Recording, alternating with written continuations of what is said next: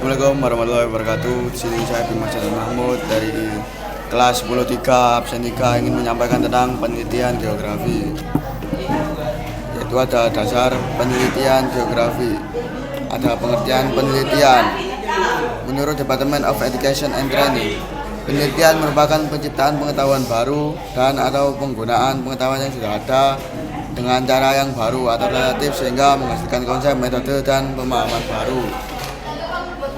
Menurut Badan Pengembangan dan Pemberdayaan Bahasa, penelitian merupakan kegiatan pengumpulan, pengolahan, analisis, dan penyajian data yang dilakukan secara sistematif dan objektif untuk menjawab pertanyaan penelitian, menyelesaikan masalah atau menghasilkan pengetahuan baru melalui kegiatan pengumpulan informasi yang sistematif dan runtut. Menurut Thomas, secara umum penelitian merupakan upaya pencarian yang sistematis untuk menjawab pertanyaan, menyelesaikan masalah, dan mengumpulkan informasi. Sifat-sifat penelitian geografi. Banyak fenomena dan kejadian yang teliti, baik oleh peneliti asing maupun peneliti dalam negeri.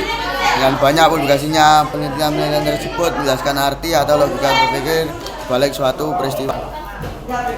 Dan contoh dari sifat-sifat penelitian geografi ada fokus terhadap masalah utama, sistematis, penelitian harus logis, penelitian harus reduktif, penelitian harus dapat direplika, penelitian bersifat generatif, penelitian berorientasi aksi, penelitian bersifat multidisiplin, penelitian bersifat partisipatif, penelitian relatif sederhana, penelitian harus efektif dari segi pembiayaan, dan hasil pemilihan ditampilkan dalam bentuk yang paling tepat untuk pengguna. Ada juga gigi. 3. Jenis-jenis penelitian geografi. Dari A, berdasarkan tujuan, ada penelitian eksploratif. Menurut Schwer, penelitian eksploratif ditujukan untuk mengembangkan gagasan dasar mengenai suatu objek atau fenomena. Ada penelitian deskriptif. Menurut Sidelsky, penelitian deskriptif menekankan pada deskripsi yang lengkap dari variabel atau objek geografi yang dikaji. Tujuan penelitian ini adalah untuk mendeskripsikan individu, kejadian, atau kondisi mereka secara alami tanpa adanya manipulasi dari peneliti. Yang B ada berdasarkan bentuk. Yang pertama ada studi kasus. Studi kasus atau case study merupakan bentuk penelitian yang berguna baik untuk kajian sosial maupun ilmu alam.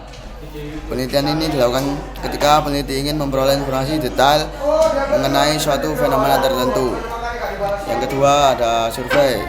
Survei dilakukan untuk mengumpulkan data dari berbagai sumber yang nantinya akan diolah menjadi suatu informasi yang digunakan untuk menjawab satu pertanyaan penelitian. Survei dapat digunakan dalam penelitian sosial maupun ilmu alam. Yang ketiga ada eksperimen. Eksperimen merupakan salah satu metode ilmiah yang dapat digunakan untuk melakukan kajian baik sosial maupun ilmu alam. Kata eksperimen berasal dari Latin yaitu experiri yang artinya mencoba.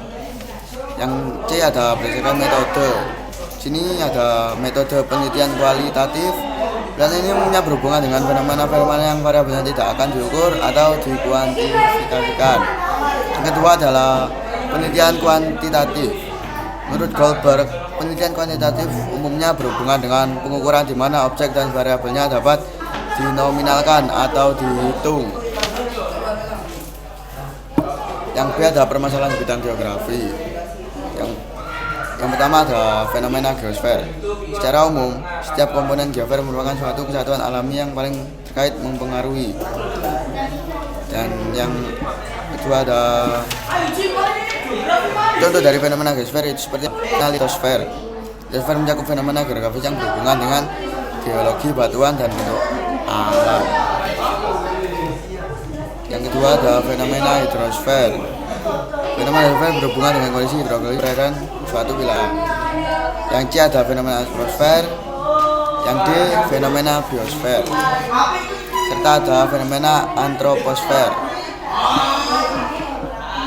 Kedua, perumusan masalah. Ada pengalaman, membaca atau studi literatur, dan mencari dari internet. Serta pengamatan, proposal, pelaku di lapangan, dan pengembangan baru atau fenomena yang sedang terjadi. Ada juga konversi, seminar, kuliah umum, dan forum diskusi, serta teman dan bimbingan. Terus data geografi, ada dari sumber data geografi, tema sosial budaya, tema fisik, teknik pengumpulan data geografi. Ada survei lapangan, analisis data dari citra penginderaan jauh, pengumpulan data-data sekunder. Yang keempat, metode penelitian geografi. Ada metode deskriptif, metode studi kasus, metode survei, metode eksperimen, metode histori, dan juga metode korelasional. Yang kelima adalah analisis data, analisis lokasi, analisis distribusi, dan juga analisis interaksi keuangan. Yang terakhir ada etika, sistematika, dan contoh laporan penelitian. Ada etika penelitian, sistematika proposal, dan laporan penelitian. Ada bagian yaitu bagian pembuka, bagian isi, dan juga bagian pendukung.